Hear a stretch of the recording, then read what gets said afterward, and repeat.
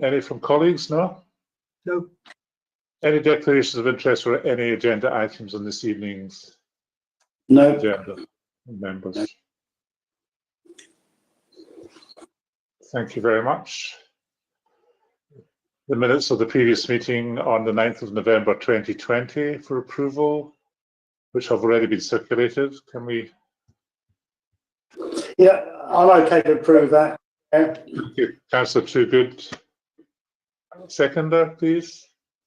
I'll second it. Councillor Lucas, thank you very much. And I take it that nobody is against that. And similarly, Planning Committee meeting the 1st of December for information only. Thank you very much. Directly to item number 4, the finance report. Clark, thank you. Thank you, Mr. Mayor. As usual, accounts this time to the 30th of November, which is our reporting date. And at that point, the balance on the Town Council's funds, £292,388. The accounts have both been reconciled to that date. Payments in November came to a total of 33,770, of which 4,492 was attributable to the Salisbury Gardens account. The receipts in the same period of £13,037, with 4,581 being the total of Salisbury Gardens rent for the month. The receipts I've just noted here included a further grant from the Isle of Wight Council's emergency relief funding of 2,333, for which to Councillor Peace, thank you very much to the Isle of Wight Council for that. It's very helpful. Year-to-date variances, the list of payments and receipts against the budget lines for the first 8 months of the financial year is attached and shows that payments in the period were £34,100 under the budget, and receipts over the month were £4,882 under budget. And that's the report together with the usual attachment, Chair. Thank you very much, Clark. Any questions, colleagues? Or observations? No. Okay. Can I have a mover that we accept the financial report? Thank you. Councillor Milford, seconder, please. Councillor Logan, thank you very much indeed. Thank you, Clark. The new public toilet borrowing approval. Before I pass to the clerk on this, I could just say that we were scheduled to have a meeting with the new portfolio holder at County Hall, which unfortunately had to be cancelled because he had a pressing hospital appointment. So Gary, Councillor Peace, was in touch with myself, and I informed the clerk, but that's not preventing us from moving to considering the borrowing requirement for the proposed new public toilets, because that's just as it is. It's just an approval of borrowing. It doesn't mean to say that it's compulsory. David, thank you, Clark. I've not much to add to what's in the report. As you said, and it's important that members and the public are clear, this is not a commitment to borrow. The two are separate processes, and borrowing approval has to come from the Ministry of Housing, Communities and Local Government. I think that's the first time I've got the order right in that title. And it goes through a process. First of all, it goes to the Isle of Wight Association of Local Councils, IWELC, as the county association. On the assumption that they are happy with it, they send it to the National Association of Local Councils, NELC, as it's known. And if they are content with it, it then goes to the Secretary of State at this ministry. It can take a while, which is why I brought this to today's meeting, because it could in my only previous experience of this process, it took 5 weeks to complete, and it was well to get that approved if members are happy with it, rather than have a further delay down the line. As I say, it's not a commitment, it's just permission to borrow.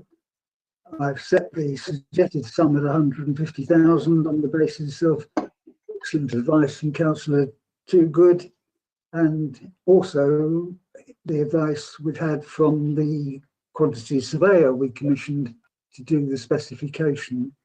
It's felt by both those two experts that that the 150 would be the maximum we would need to borrow, and in the same way that it's not the same as actually borrowing, we don't necessarily have to use the full approval if the tenders turn out to be lower than the £150,000 total, and that will be a decision for hopefully the January meeting of the Town Council. I think that's me done, Chair. Thank you, Clark. Am I correct in saying, or making the wrong assumption that the tenders should have been received by now, or was I thinking about something else? Thank you, Chair, for reminding me. The original date for the return of tenders was set for Monday today at 12 noon. We were approached by one of the tenderers who asked for an extension because that one, and as it turns out, the others were having difficulty in getting quotations from suppliers in the current conditions. So we've extended the tender return date to Friday of this week. And arrangements are in place for Councillor Brian Lucas and me to open them on Monday morning of next week. Thank you, Clark. That was very clear. Well, as the clerk has just said, the requirement here is that the Town Council considers and if 92 approves of the borrowing requirement for the clerk to prepare the paperwork and submit it to the Public Works Lending Board in the sum of £150,000. Any questions or observations on this, please, colleagues?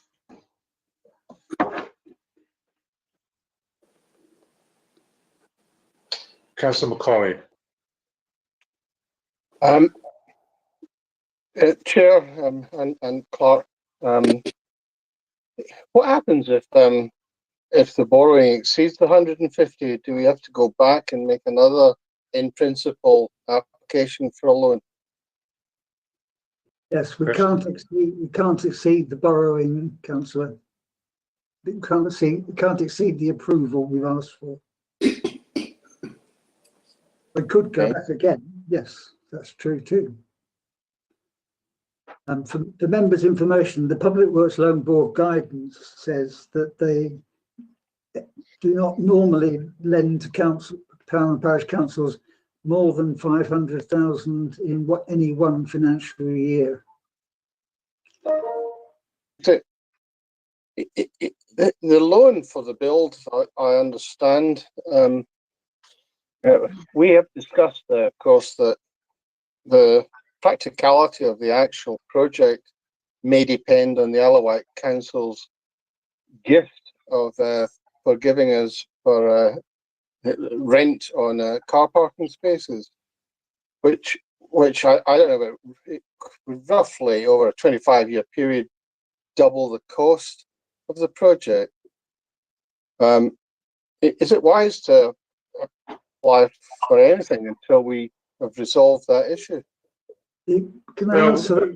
Sorry, applying for it does not mean that we have to spend the money. It only means that it's like having an overdraft that you may use or may not use from your bank. The money's there to draw on if and when required. It's not compulsory. If you don't need the money, you don't draw on the money, and therefore that becomes a moot point. But with regard to the other thing that Councillor Macaulay brought up about the Isle of Wight Council, that is in there. It's not a gift, it's a negotiation as to whether, and that was one of the reasons we wanted to speak to the new portfolio holder. I don't know if you're all aware that Councillor Stuart Hudson, who heretofore was a portfolio holder for finance, and the deputy leader is not standing at the next election, and therefore the leader has appointed somebody else. With members' permission, I'd just like to invite Gary Peace to just for clarification, if nobody objects. Gary, would you mind just explaining what has happened as far as the new portfolio holder is concerned, if the members' information? I know this is an unusual step, councillors, but I think just for clarity, it ought to be done. Gary. Yeah, thank you, Chair. So what's happened is, as you're right, Stuart Hutchinson is stepping down at the next election. But in the interim, the Isle of Wight's plans to help recover from COVID, Stuart has stepped up and been given a strategic responsibility for recovery whilst he's still in post. And another Isle of Wight councillor called Brian Tyndall has been put in cabinet to take over as the cabinet member responsible for finance. So he is the chap that I will be introducing to yourselves to have a talk about what the Isle of Wight Council can and can't do in trying to assist your plans going forwards. And that's what we're trying to set up for today, but I'll endeavour to get that sorted for later this week. Thank you very much, Gary. That's very clear. Can I add, in response to Councillor McCauley's point, the borrowing approval is valid for 12 months. So that is in fact the take-up period between approval being granted and the works being commenced, in other words, taken at that level. Okay. Thank you. Thanks, Councillor McCauley. Anything further, members? Councillor Watling.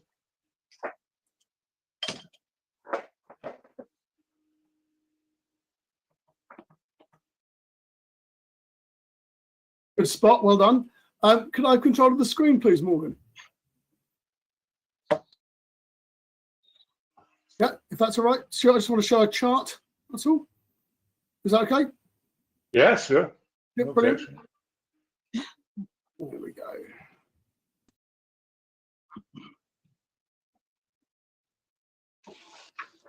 Can everybody see that? Let me try and move this out of the way. There we go.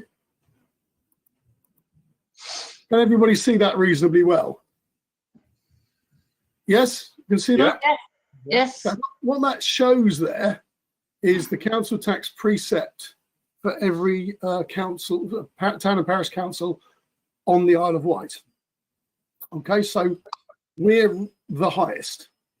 I've got another chart which is even more mind-boggling that shows council tax precept rates of inflation over the last few years, but ours has been running at 8% a year over the last 3 years against the background of a retail price inflation rate of 0.3%. So we are running at something like 24 times the rate of inflation, and we're already the most expensive on the island. Okay, so I have a question of what the repayments on the loan are going to do to that number, and also I think that with that being the background, the most expensive and running at 24 times the rate of background inflation, that value for money is absolutely important. It's absolutely vital to this. So I'm not objecting to a toilet block. I'm not objecting to a toilet block that looks exactly the same as the toilet block that is proposed. What I'm seeking to assure everyone is that we have to look at every option for value for money for this. David, please come in. Thank you, Colin. I mean, obviously I'm aware of that, and it concerns me too. But you might have noted from the application for borrowing approval that the loan repayments for the toilet block, if it goes ahead, won't require any increase in the precept because it's already in this year's budget. Okay. Well, I think we need to pay particular attention to value for money, given that we're the most expensive council tax precept on the Isle of Wight. I think that's really, really important. The second thing I'd bring up is when we build this, we need to be very careful about our environmental credentials as well. And I'm not sure we're quite there on environment with the current proposal. So that's all I wanted to say, is that are we getting best value for money? Are we doing the right thing for the environment? That was basically it. Okay, thanks, Councillor Watling. I understand exactly what you're saying, but the only thing I would say in response is, and it's at the risk of repeating myself, is the fact that we apply for the money doesn't mean to say that we spend it. And if we do get the money, it doesn't mean to say that we have to spend the entirety of the money. And I would suggest that the criteria that you're talking about, value for money, can still be held as a very important thing going forward, because no decision has been made. We don't know what the tenders are yet, but no decision has been made as to who's going to be appointed as a contractor for that. That's the only thing I would add. Councillor Milford. Well, thank you, Chair. I think the concern is right to raise, but we are looking at about a loan from the Public Works Loans Board, which is the cheapest money we're going to be able to borrow. So I would like to propose that we do proceed with the borrowing request. We are able to loan should we need it, but presumably will need it. At this stage, I think this is the most cost-effective way of funding the proposal, and so I would support us progressing with the loan request. Thank you, Councillor Milford. Councillor Bond. Yeah, I mean, just to make the point, really, for anyone listening, that the slightly unfortunate thing for Ventnor is, of course, that the project to build a new public toilets throws up a spare building, being the old public toilets, and that benefit will accrue to Isle of Wight Council. So in terms of the public sector as a whole, there is a big benefit from either the sale or the future lease of that building for some other purpose. But because we don't own the current public toilets, it's not going to accrue to the town. But Isle of Wight Council will get a significant financial benefit from this proposal.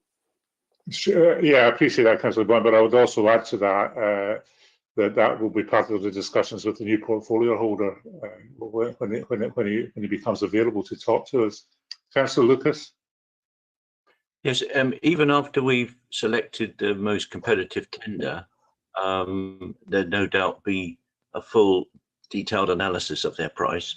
We can go into what they call value engineering process, whereby certain very expensive things we can analyse even after the specification has been drawn up, whether savings can be made. So, you know, we're not committed just to pay the cheapest price that we've got on the spec that we've got. We can analyse it and we can make adjustments to our benefit. Okay, thanks for that, Councillor Lucas. To that end, could that encompass Councillor Watling's concerns about the green aspect of the new build? Well, I suppose it could, but I guess most of the specification's been drawn up at the moment.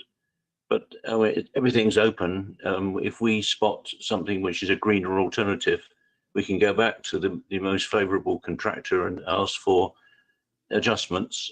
So particularly since we're not having a racing start on this, it gives us a bit of opportunity to make sure we're looking at the best price for the best specification.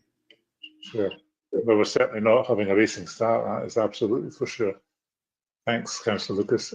Anybody else like to come in this before we move to the vote? Okay, we have, sorry, Councillor Cockett. Thank you, Chair. Just for the benefit of the meeting, David, could you remind us what the revenue projection was going to be versus the expense? Or what? If I'm not mistaken, it was in the region of £4,000 or £5,000 was the estimation of the 20 pences going in the door. Yes. That was the estimate, Councillor. Yes. Okay, and then the overall cost, the loan repayment will be 9,000. Yes. Leaving us with around 4. Okay. That's all. Thanks, Councillor Cockett. Okay, as I was saying, Councillor Milford has proposed that we move forward with the loan application, or that we mandate the clerk to move forward with the loan application. Could I have a seconder for that motion, please?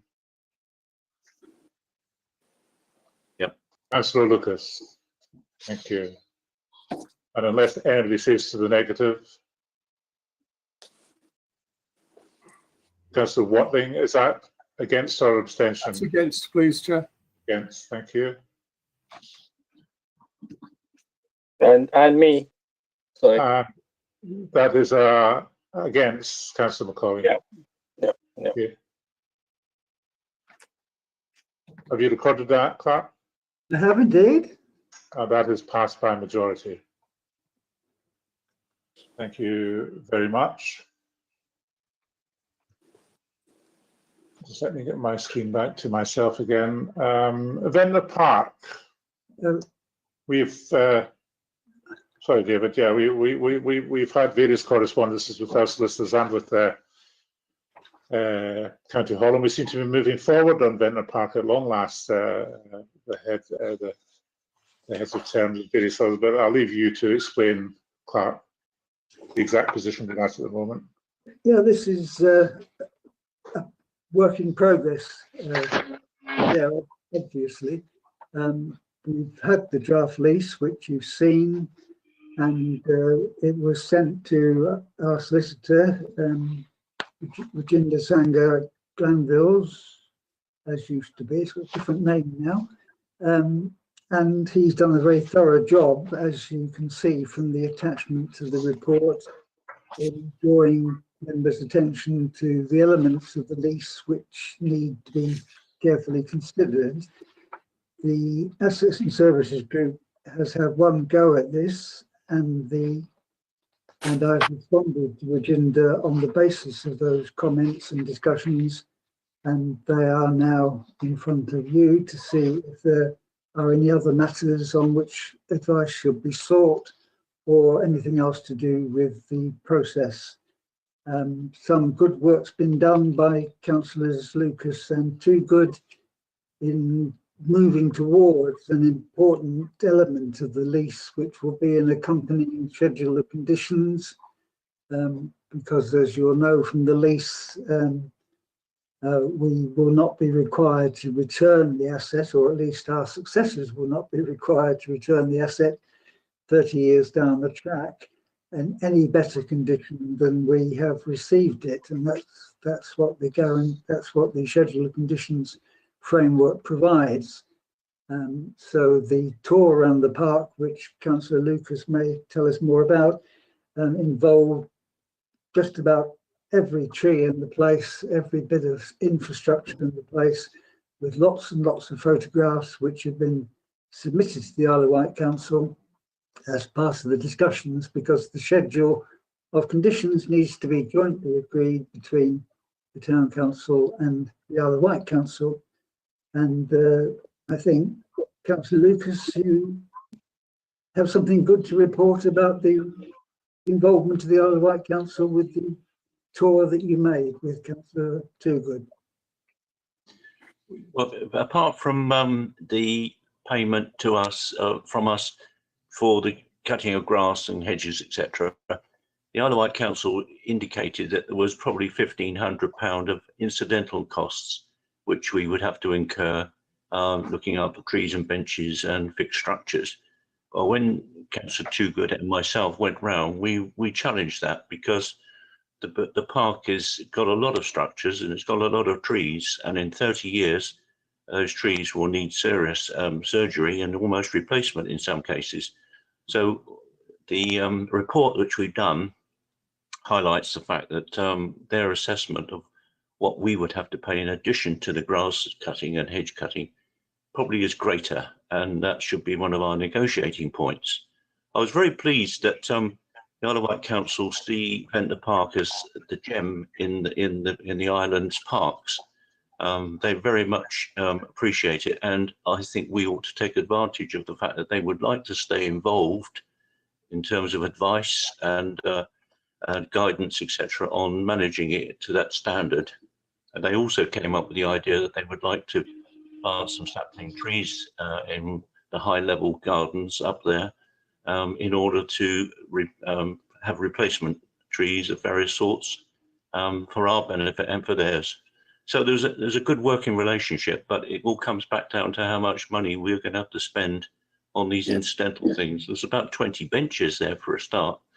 And so it's not to be treated lightly. And in 30 years, that could mount up to a fair bit of cost. Thanks for that. Members, the clerk has distributed the list and the comments that we've had. One of the things that we asked to be put into the list was the fact that Beazer Town Council should be free to manage the park as you see fit in terms of hospitality and events, and so we've included various hospitality and events in the list so that there can be no dispute going forward that we are not in fact entitled to use the park in that way, much the same as the council, Isle of Wight Council, do at the present time with the bandstand on the front and the esplanade when they close the road for the arts festival and things like that, so that we will have freedom to manage the park on that basis. Members? Yeah, when Councillor Lucas and I went around, Councillor Lucas done a fantastic report on it. You've seen it or not, but there's more than and I've spoken to Dave Bartlett, but I think we ought to put a figure looking ahead of 5,000 a year in a separate account for future problems there. I think something we seriously need to look at. Yeah, thanks, Councillor Toogood. You know, when it comes to debit and the credit columns, I think what we have to weigh here is the advantage to the townspeople. The fact of the matter is that if it was retained by the Isle of Wight Council, then the work carried out there would be minimal in common with other things. We all know the problems that they have as far as finances are concerned, so that we can manage the park in the manner which we want and which we know that our community wants, which is the most crucial element of it. We have a very burgeoning events, and I'm talking about in normal times, not over the past year, but in normal times, and hopefully next year that might see some semblance of a return to normality with the Arts Festival and the Fringe and various other things. So we do have a fantastic asset there which could come some way. And to take your point on about maybe setting aside 5,000 a year, Councillor Toogood, there might be capital on the other column coming in to offset against that kind of expenditure going forward, provided that this facility is managed the way that we think it can be. And well, I certainly would feel very confident that it would be going forward with the right management.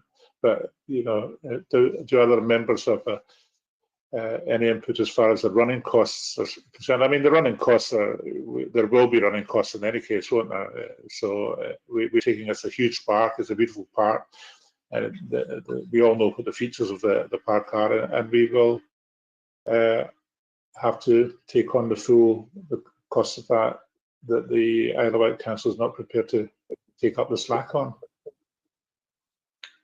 But I think our residents will not object to that. Councillor Coppett. Thank you. To come back to what Councillor Toogood said, the £5,000, I mean, this would be a worst case contingency, yes? In which case it wouldn't necessarily need its own budget line, would it? It could go in with the existing contingency within the budget. And the differential is that, so the Isle of Wight Council have given an estimate of £1,500 based on their experience, but the consideration is that it should be more or less 5,000. But this is worst case scenario, yes? Yeah, oh yes, yeah. But like Councillor Lucas said, the trees are getting old and they're getting down the road, a few years down the road, they've got a lot of money spent on them. There's one particular, there's a retaining wall, you call it retaining wall, like a drywall stone retaining wall in a very bad state of repair. You could lose 2,000 or 3,000 on that alone. So that there is things left there that wants attention, The drains want clearing, they're bunged up at the moment. The rainwater drains, they want clearing constantly. There's some slats on the bridge, goes over the bridge. There's about 4 of them want to replace them. The whole bridge, when it's dry, needs a coat of protection on it, some sort of protection. 5,000, I mean, you could lose quite easily. What the chair has just said is correct. You know, if we can make income there, we can have a nice balance now, couldn't we? But I think, seriously, we need to look at that sort of figure, put by for contingencies on a park that big.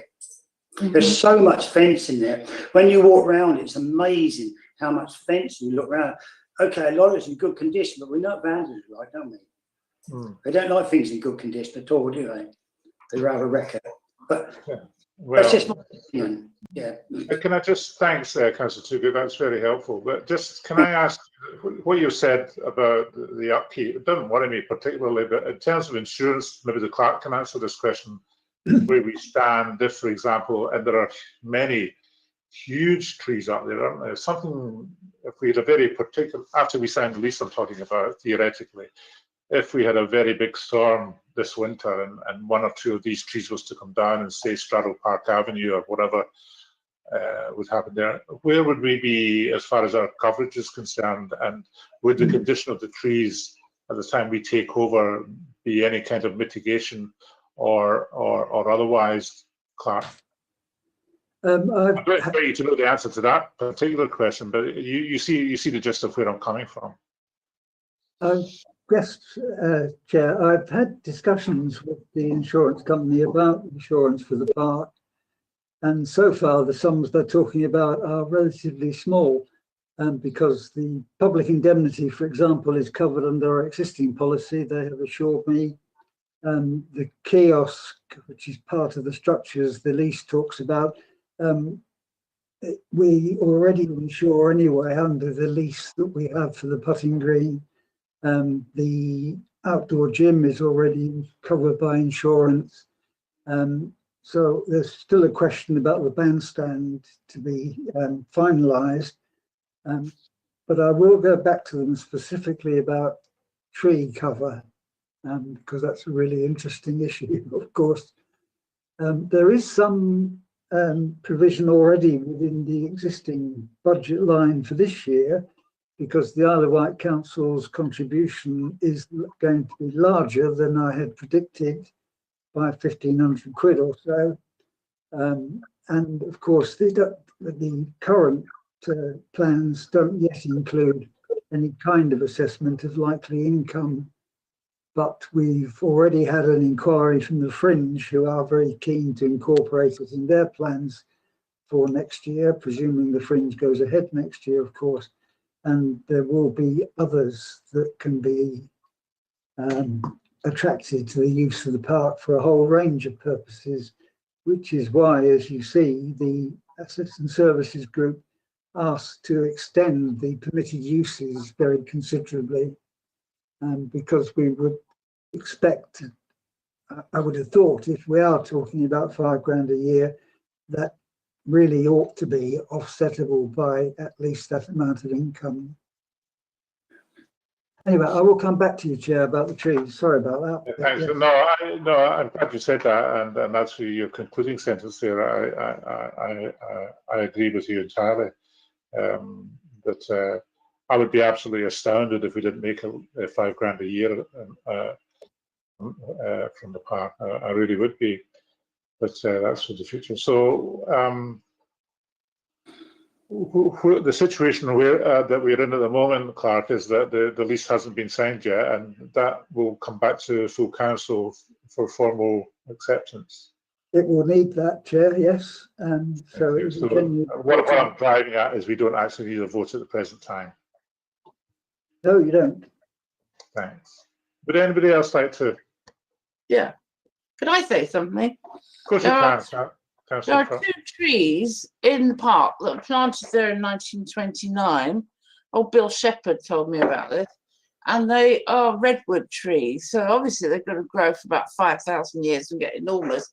We don't have to worry about them in particular. But he did say there were some other trees planted on that bank Now, the other thing is, do you have a geological map of the park?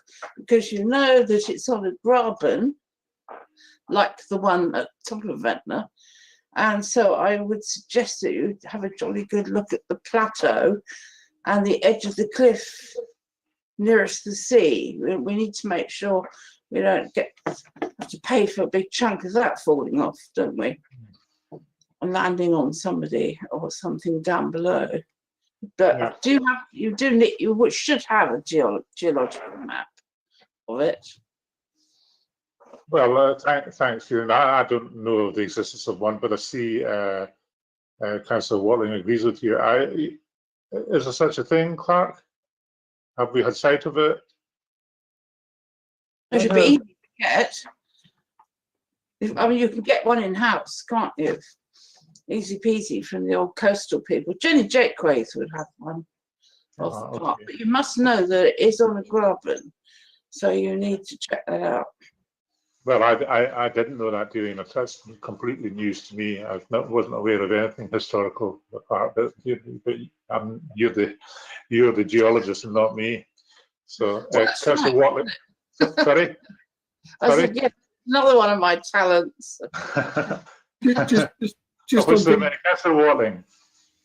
Just on Delian's point, where is the southern boundary of the land we're taking on? Yes, where is it? I have seen the red line. It's what we used to call the top field in the old days. Right. The tree boundary there above what presumably is a footpath going below. So IWC will still take responsibility for anything falling down to the south of that. Yeah, that's the bit Delian's worried about, I think, isn't it? Oh yeah. But we're not taking responsibility for the footpaths or anything underneath. Once you're through the gate, it becomes Isle of Wight Council property once again. Yeah, but we have to make sure that fence line along there is. I mean, right now it's decrepit. We need, for our own safety, we need to make sure that fence is safe. Okay, I'm sure the clerk's making. I am, yes. Notes of that. Thanks very much, David. And as I say, and for you benefit, Delia, and for Collins as well, this is coming back to full council for the go-ahead before the lease is formally signed, so that you will have it clear. You will have it clear in your mind exactly what our liabilities are. I wonder if the Woodland Trust could be approached as well, because some of you may already be members of the Woodland Trust, to help us look after the trees. Again, it's out of my jurisdiction. Councillor Bond. About the Woodland Trust. Yeah, no. Certainly. I mean, just on the trees, there was a person last week, several days last week, inspecting all the trees, and I believe he is going to recommend programme of works on some of them, including possible removal of one of the trees near the toilet block. Do we know whether that's going to be our liability, or is that something the Isle of Wight Council will do before handing it over? Yeah, that's a good point. Was that included in your little foray, Councillor Lucas? Yeah. Yes, we saw that the guy that's the Isle of Wight Council's tree specialist, and he identified 2 trees alongside the footpath. One's a Judas tree and one was a holly tree, because he said they were hollow and dangerous and unlikely to fall on the footpath. And he was then continuing, as you said, to inspect the rest of the trees. And the understanding I had was that they were going to fell what was necessary and what was dangerous at this stage before we took on the lease. So that at least would not be a liability for us. Well, that would seem to answer Councillor Bond's question.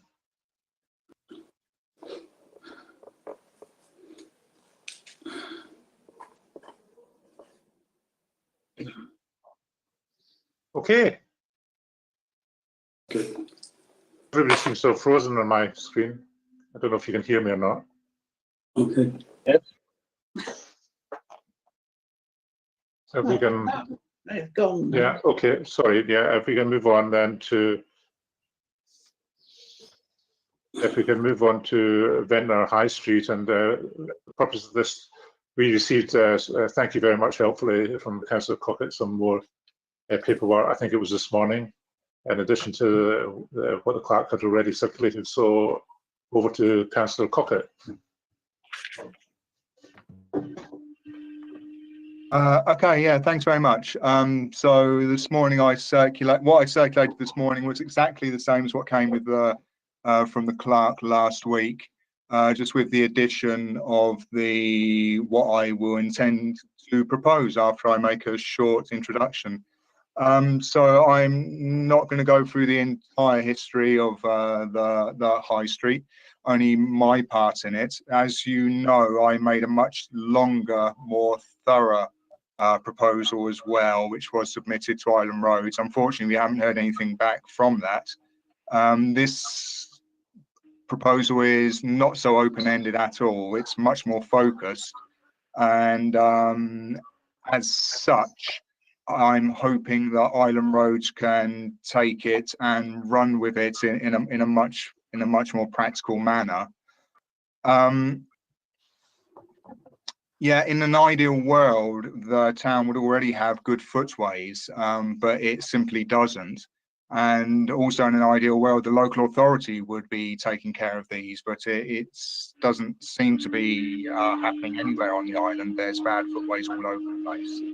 And lastly, in an ideal world, this would be a much more ambitious scheme than it is. I think we would all like to see great things happen in the town.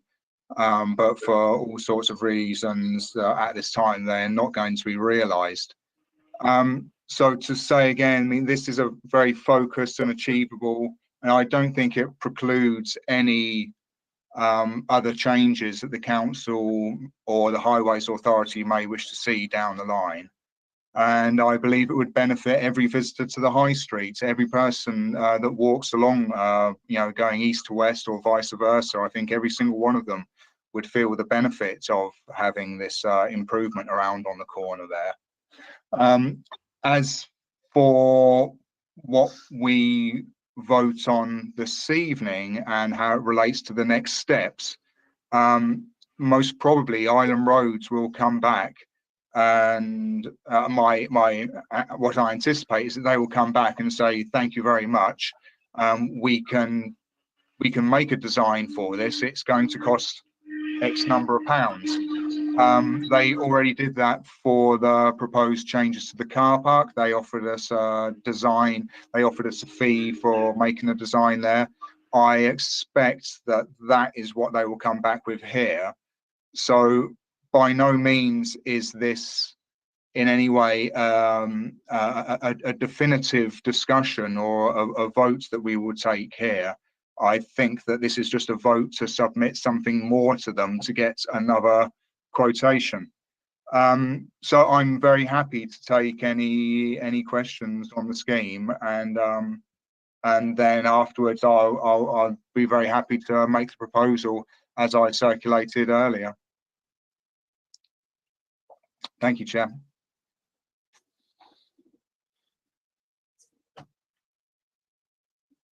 Sorry, I muted myself there. Sorry. Did you hear me there? Sorry. Thank you, Councillor Cockett. Okay, let's. Who would like, if anybody, to contribute to the discussion? I just think it's a good alternative, and we should look and go forward with it. Certainly get a quote for it. But I just think it's a fantastic idea. We're not going to upset hardly any, if any at all, because the car parking. How many parks are going to lose, Steve? About 3 or 4 car spaces? Well, as it stands, it would be 2, possibly 3. And when I say 2, possibly 3, that one of them would be the motorcycle bay, which could maybe be accommodated in a different way. But I would say 2. But by moving that, getting rid of that motorcycle bay, that'd give a lot more chance for buses to get around easier. That needs to go anyway, doesn't it? But I would just vote for it and then get a quote for it in the design. I think we seriously got to look at this. Yeah. I do. It's a damn good compromise. Nothing's perfect, but I think it's good. I really do. Thanks, Councillor Toogood. Councillor Logan.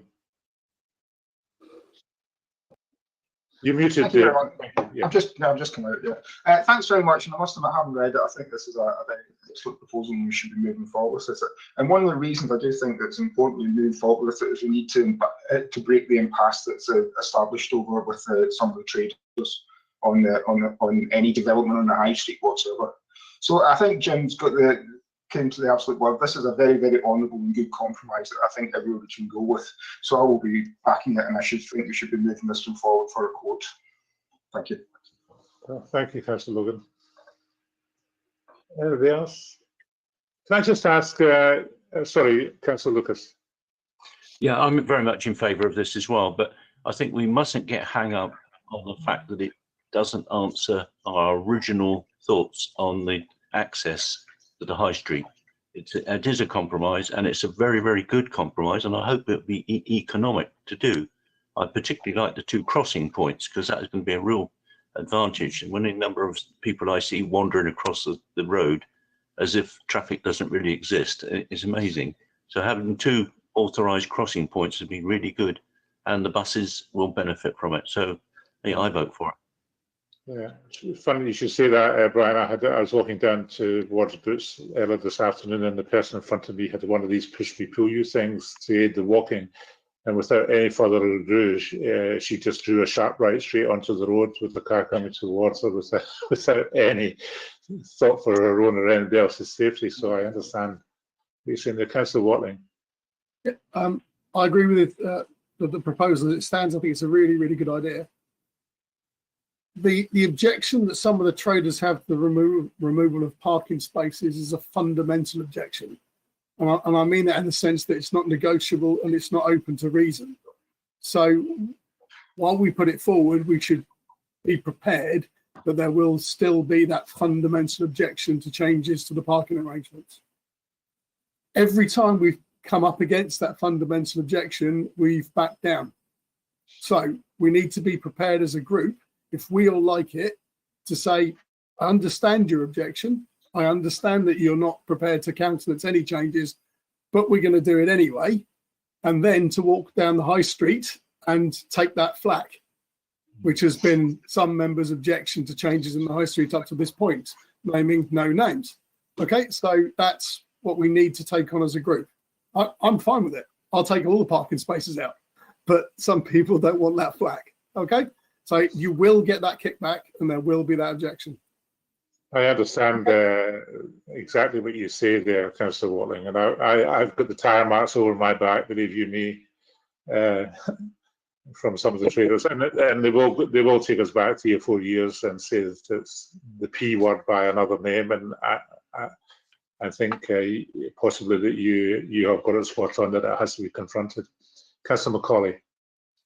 I'd just like to say I support Stephen's plan. It's pragmatic, it's clever, well thought through. I won't be able to support it if we lose more than 2 parking spaces after the motorcycle place. But that's all. Yeah. Is that because you're buying a bigger car, do you know? Yeah, well, it's true. You never know. Yeah. You won't be here anyway. I could say that because I got rid of mine, but it took me 40 years to do it. Thank you very much. Anybody else before I move to Councillor Cox to formally move the motion? Can I just ask you, Stephen, and maybe Jim Toogood, you talked about getting a price for this. Exactly how does that situation get arrived at? Who draws the specification, and who do we approach on that basis? And maybe you haven't thought about that yet, but I don't know. But I'd just like, for the benefit of people who are listening, who might be saying, "Well, who's going to pay for all this?" for us to have an answer. Well, I'll answer the first part of that, Stuart, and then James will take over, I'm sure. The first part of it is that we need to use the topographical study that was done before to find out the feasibility, and then Island Roads will ask us for X number of hours. Maybe it's going to take 20, 30, 40 hours for the highways designer to work on it. and that's going to be £43 an hour, I believe. So we'll be looking at in the region of £1,500 or £2,000 for the design. That's my estimation here. And then, of course, Island Roads are a major contractor themselves, but there are another couple, one or two firms that would be able to do this work. But of course, ideally, this work would, if it goes ahead, would be done in conjunction with the resurfacing, so which is Island Roads task. So it seems natural for them to take the lead on it. But if Councillor Toogood has any more input, I'll be glad to hear it. Yeah, thanks a lot, Stephen. Councillor Toogood. You're muted, Jim. Oh, no, sorry, no, I haven't. I think we asked Mr. B, Dave Bartlett, where we can get some money from. Yes, I haven't got no idea at all, really. Like Stephen said, a lot of it's going to be eaten up, or not eaten up, used, done at the same time as they do resurfacing. So the cost is not going to be as huge as it should be, would have been otherwise. But I think David's got to come up with money somewhere. So what you're saying, what you're trying to say really is that the original report, the report says that the reports that we asked for might come at a cost to the council. We would have to cover that as a council, but the work itself would come under the Island Roads contractual obligations to resurface the roads as and when they're next going to do that. Yes. And I think they indicated previously, correct me if I'm wrong, they indicated previously that they would delay doing work to the town centre until the town council had reached a view and how it would like to go forward. Yeah, that's correct, Chair. I mean, I don't know if there's grants out there or government grants to help us along the way, but yeah, I can't answer that question. Where are we going to get the rest of the money from? Yeah, sure. Definitely. Okay. Thank you. Thanks a lot. Anybody else? Clark? Mr. Mayor, Stephen has a very clear motion that he's intending to. And can I just ask Stephen a question with your permission? Stephen, I took it from the resolution that you kindly circulated that at present you're looking for a quote just for the planning, or is it a quote for planning and the subsequent works? But for both. Yeah. If they are able to offer that, I mean, there's a very good chance that we're going to move forward inch by inch by inch, and the first quote may well be, no, we want 1,500 quid to make a plan. Once we have the plan, then we'll give you a quote for the works. But ideally, I mean, it would be great if within the lifetime of this council, we could at least see, we could see both of those figures. But there is a very real possibility that it will be the quote for the work first, the quote for the design, back to council, and then a quote for the work and back to council, and so on and so forth. Can I just respond to that, which is helpful, Steve, Mr. Councillor Cockett? Thank you. We will at some stage need to approach the Isle of Wight Council as the traffic authority, won't we? Which is probably best done after we've got the plans. Yes. Yeah. Yes. Exactly. Okay. Well, I think the mood of the council is optimistic. So, Councillor Coyle, if you'd like to formally put your proposal, we'll take it to the vote. Yeah, sure. So I'll just read out the proposal that I wrote, and it deliberately uses the word guide twice, I think, and in the spirit of once, because really the nuts and bolts and the inches and the millimeters of this are up to the professionals, not up to me. But I'm glad, I'm very happy that everybody sees the essence of the improvement in the same way that I do. So I'll just read one more time.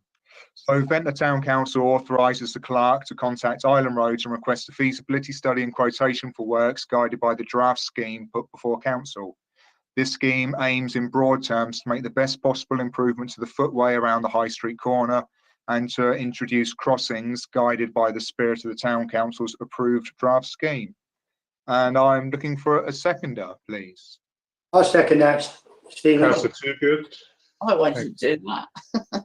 Oh, sorry. That's all right. We'll go in reverse. Anybody against? So that is carried, Clark. Can I just say here, before moving on, Councillor Peace is listening, Gary, I'm not asking you to contribute, but if you could just, you've obviously listened to this discussion, well, I hope you have, and you know, if you could just maybe take to your colleague, Councillor Ward, the views of the council on this, that would be very helpful. Yeah, absolutely. I'm fully supportive of what you want to do, guys. Thank you very much, Gary. We really do appreciate it, and thanks for that. No problem. Okay, so go forth, Councillor Cocker, and good luck with it all. Good man, good luck. Yeah. Yeah. And give me some of your optimism. We could probably fit in a recharging point for your Zoe as well while we're doing it, Steve. Oh, yeah. Yeah. That's all part of it, isn't it? It's in the lap of the god. Okay, we move on to the next item on the agenda, which is the Isle of Wight Council budget consultation, which the summary of which has been circulated by the clerk. And members are asked if they would like to respond to the consultation. Clerk. Just a comment from me, Chair. I've kind of hinted at it in the report, but clearly it's perhaps difficult for the town council to comment in the way it normally does on the Isle of Wight Council's budget, because there's very little detail available at this time, and that's not their fault. I mean, given the uncertainties of government funding, both for any COVID emergency measures which have had to be taken, where they've were in the consultation that I went to, they were looking at a very substantial gap in the finances for this year, unless that funding comes through. I believe some has subsequently. But the other consideration is that the government allocations for next year are still not clear. So they can't provide us with clarity. I'm not sure that we can comment usefully. You'll perhaps have noted that the consultation's open until 25th of January, and you might want to wait until the next town council meeting. Perhaps there will be more clarity by then. Yeah. Yeah, to misquote Meatloaf, or maybe to quote them, you took the words right out of my mouth. It might be something, and I presume that members of the public, as are members of the council, perfectly at liberty to put their own views forward at the consultation, as well as the council as an entity putting its collective view forward. Would anybody like to speak to this, or do you want to take it under advisement and at your leisure, Councillor Milford? I realise, Steve, that you're maybe in a difficult position here, but yes, Chair. So I know a bit about the figures, and also really just say that the 20 million that the shortfall for COVID this year, there's going to be some of that will be ongoing. So there is a good reason why they can't give exact figures as to what next year's is going to look like at the moment. Just wonder what we think we're going to be invited to comment on. I'll be under 2B. It says we're invited to complete a survey, which is open until 25th of January. Will we get an alternative opportunity to make comments other than not just being geared into that survey? Because that obviously focuses on particular things and doesn't enable us to give the kind of question and response that we want to. Yeah, but I would just following the clerk's lead. My suggestion was going to be that we, the individual councillors have a look at the proposals that have come forward, and then at the full town council meeting in January, we reach a view about whether we want to make further representations based on the information we have before us at that time.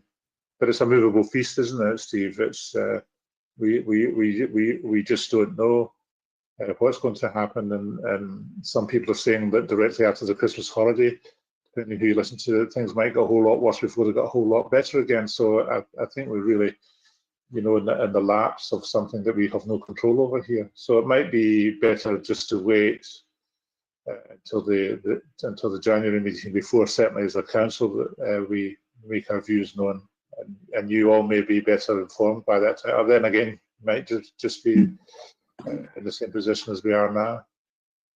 David, do you have anything to add to Yes, that? yeah, I mean, the problem of responding at this stage, though obviously individuals and councillors individually can use the survey, but there aren't any proposals in it. It's asking for what you'd like to see happen or what you think should. I mean, it's a list of questions, and it's the best that they can do at this stage. As I want to make very clear, this is not a criticism of the Isle of Wight Council. There really is no option at this time. But to respond to Councillor Milford's point, the council has normally responded to the budget corporately, not only through individual responses to surveys, and that's perfectly acceptable. And it works if I send it to the right people. Sure. It might also be, Councillor Cockett, an ideal opportunity to encourage the council to put funds aside for the renovation of Ventnor High Street in the next financial year. Who knows? So we'll leave it there, Clark, and we'll revisit this at the January meeting. Thank you. Okay, thank you very much. Which brings us neatly to the planning committee protocol. By minute 29. Sorry. Sorry, Clark. Sorry, I was just by means of introduction just going to read the report that you'd already sent out, David. But no, you go ahead. No, I need to advise members that it's important that although this was prompted by a particular instance, it's very important that that instance isn't identified because it's public, and it will be an offence in GDPR terms if individuals are identified or if anything that's said could lead to that identification. So sorry to interrupt you, Chair, but no, that's absolutely fine. We have to be completely open about this legally speaking, but as you say, the background can't be discussed. So you can see before you, members, the draft editions of the Planning Committee's operational protocol. I'll just go through them briefly. To be set out between sections 3 and 4 of the protocol adopted at the 9th of March meeting 2020. A, that residents' questions, concerns or complaints about planning matters received by staff or members will be referred to the Planning Committee's chair. B, if direct contact is appropriate and agreed to by the resident, the chair will arrange a meeting by appointment at which he will be accompanied by either another member of the Planning Committee or the assistant clerk. C, both visitors will carry clear identification. D, it will be made clear to residents visited in these circumstances that the only purpose of the visit is to offer advice and guidance on how to progress the matter if they wish to do so, and the decision-making lies with the Isle of Wight Council as the planning authority. And E, the residents visited for these purposes will receive a written summary of the discussion, except where planning committee members are viewing the site of a formal planning application, and full access to the property is needed to properly assess the proposed developments. That seems to me to be perfectly clear. You members will be aware that when a planning application comes forward, that the Town Council's planning committee has looks at that and then makes a recommendation as to whether they agree, disagree, or otherwise have suggestions about that. But the statutory planning committee at the Isle of Wight Council has the powers to visit the site, and although they are not allowed to take questions from the applicant or from members of the public at the site visits. That's just a little summary of how it works in actuality. Okay, thanks for that, Clark. Councillor Lucas, do you want to say anything? Yes, I'm very unfortunate that it's necessary because all the members of the planning committee have an active interest in all the applications and all planning matters, and I think it will be restrictive to us, but it is it will be to our advantage in the end, I think, because it will be more controlled. So yeah, I'm happy with it, and I will support it certainly. Thank you, Councillor Lucas. Councillor Toogood. I'm sorry, music. Yeah, I will support it, definitely. Thank you very much. Councillor Bond. Yeah, I'll support it as well. I think it's worth noting that the protocol we have already contains a number of provisions that govern how members interact with people seeking to put in applications and develop land. There is a small drafting point in B. I think it describes the chair as a he, which I don't think is very wise. We ought to come up with an appropriate term that doesn't assume it's a male councillor. Ah, sure. Well spotted, Dean. Good for you, Ian. Anybody else like to say anything? Okay, thank you very much. Well, I will formally move that. Could I have a seconder, please? I'll second it. Thank you. Councillor Toogood, thank you. Anybody against? Thank you very much, Clark. You have the. Thank you, Chair. Which brings us back to the clerk for his report. Yes, this is the exciting bit, of course. Just the usual list of things that members might not be aware of and don't require decision. So the outdoor gym, delighted to say, of course, that it's reopened following the entry into Tier 1 by the island and the replacement of a piece of equipment that's past its useful life has also been completed in time for the opening. So I think everybody's very happy with that. And thanks to Councillor Toogood for the work that's been done and making sure that it happened and looking after it as usual. So meeting with Ryde Town Council was at their invitation, but it was a good one to take up.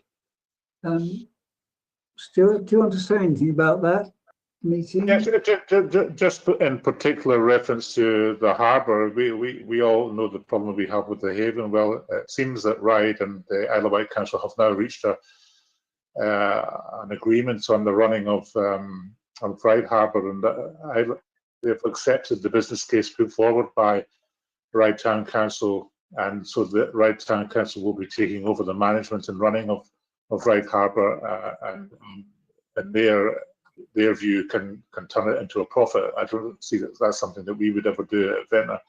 But so the old adage, and Gary, both David and I have spoken to Gary talking about Councillor Peace about this, so he's aware of our views about them, handling these two things as one and the same no longer applies. So we will be negotiating with Isle of Wight Council on behalf of the haven going forward, and hopefully the experience that Ryde has had will be an optimistic precursor for what we hope to achieve going forward.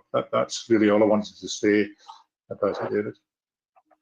But it was a very good and constructive meeting, and I hope we can go forward. They're very, very, and not just Ryde Town Council, but other councils on the island are very aware, very appreciative, and very optimistic about the stance that Ventnor Town Council is taking over a whole range of things. And going back to what Councillor Watling was saying, they are very actively revisiting the pedestrianisation of the top of Ryde precinct up there, and they are, unlike, for some reason which I don't know, unlike Ventnor, they have no objections from traders at all. But that's a different argument going forward. Sorry, Sorry. Thank you, Chair. Just to let you know that I still attend the fortnightly meetings that the Island MP has for Town and Parish Council reps. They really are very useful, just to keep up to date with what his concerns are and what he's doing, and very open, lots of questions, and 20 of the 33 Town and Parish Councils are at most meetings, so I think they're well worth staying in touch with. Item 4, Tony McCarthy has managed to get together another virtual meeting of the South Wight Parishes Health and Wellbeing Forum with 2 excellent external speakers this time. And again, very good attendance. There were 7 of the 13 councils represented and 3 apologies for absence. So that's still alive and well. The Christmas tree, you will have noticed, is fully in place, with thanks to Brian and Morgan, Kevin and Tom, and some passing strangers, I gathered. But anyway, it got up and it got dressed, and it's an excellent piece of work. Thank you. The Daphne Carter bench, thanks to Alison for faithfully stewarding this through a long process of, is it 2 years, Alison, I think? Yes. But finally it's in place, looking very appropriate, and with a QR code that will give access to the amazing library of pictures. And congratulations to the Friends of Ventnor Library for a project well done. And meeting with somebody called Gary Peace, about which I better not comment at this stage. But again, very useful, positive and constructive. So if you see him, give him my thanks, please. And finally, the meetings of the working groups, they are still working well. Thank you, Chair.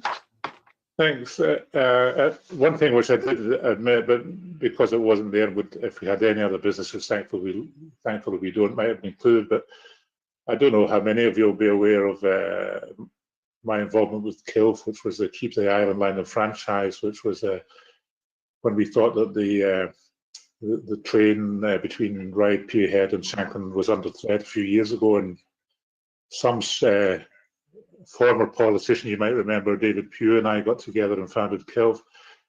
We had virtually no support at all from our then MP, Andrew Turner, but the present MP, although politically, as you're probably aware, I'm at odds with, has come out and surprised us very nicely by giving his wholehearted support to this. And the reason I'm bringing this up is because a lot of people were worried about, or said that it could never happen, that the line could be extended back through the tunnel into Ventnor. Well, I can tell you that Bob Seeley has now formally announced that that is part of the feasibility study, and that he, in his discussions with South Western Railways, say that the tunnel has been inspected since my closer observance of it, and there is no reason why, if the will is there and the Chancellor was to release the money, that the Ventnor tunnel could not be reopened, and that the railway line could be rebuilt back into Ventnor.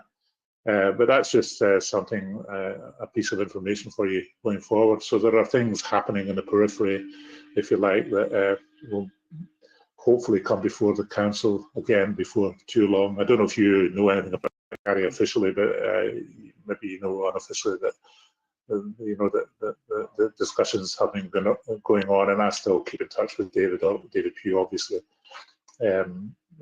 regarding that. But it's, I'm not saying it's going to happen, but to the people who said it could never happen, I say, watch this space.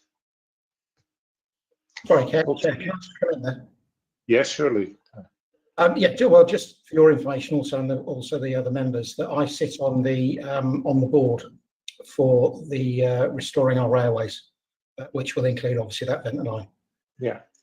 It is very much a project on the go. I'm reasonably confident that the money will be there at some point, not in the next couple of years, but certainly 5-10 years down the line. I think we will have a train line that comes through to Ventnor. Yeah. Thanks, Gary. That's really encouraging. Sorry, members, to have imposed that upon you, but I thought it might be something you'd like to hear going forward. Okay. Item 11 requires that we exclude members of the public and the press at this stage because it's a matter of staffing, which is never discussed in public.